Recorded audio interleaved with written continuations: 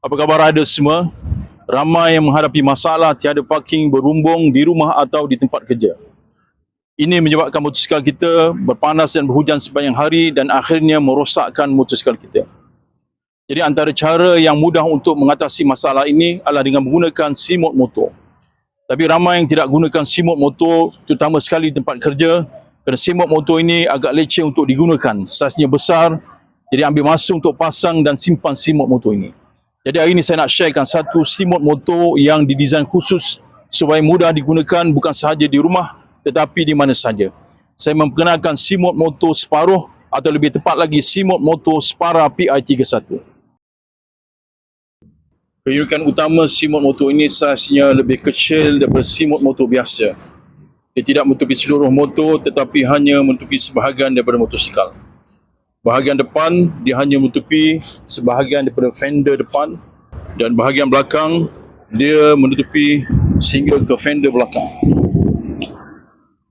Dan bahagian sisi simot motor ini hanya menutupi sebahagian daripada motosikal.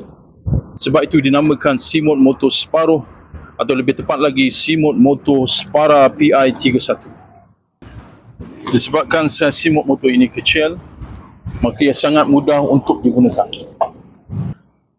Hanya perlu sangkutkan di bahagian depan dan juga di bahagian belakang. Dan di bahagian sisi simot motor ini juga disediakan tali pengikat yang mana kita boleh gunakan terutama sekali ketika keadaan angin yang kuat. Dengan saiz yang kecil, simot motor ini sangat mudah untuk digunakan. Hanya mengambil masa beberapa saat saja untuk pasang dan simpan simot motor ini. Jadi dengan saiz yang kecil, jadi simot motor ini mudah untuk dibawa ke mana sahaja. Jadi kita boleh gunakan simot motor ini di tempat kerja, di parking-parking umum ataupun ketika kita ride. Simot motor ini dibuat dengan menggunakan canvas yang tebal. Bahagian luarnya licin seperti kulit, 100% waterproof, dan bahagian dalam simot motor ini adalah lembut seperti kain, jadi dia tidak merosakkan motosikal anda. Selain daripada itu, disebabkan simot motor ini tidak menutupi seluruh motor, maka dia memberikan lebih pengudaraan ketika kita gunakan di waktu panas.